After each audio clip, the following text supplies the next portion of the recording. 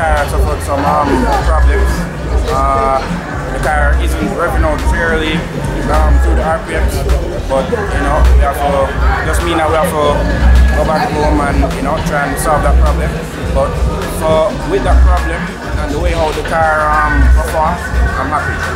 It really showed everybody here that the car has a lot of potential and it can be a front runner.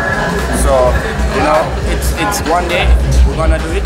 I'm optimistic about that. We just have to work hard and as I always say, keep tuning into 8763.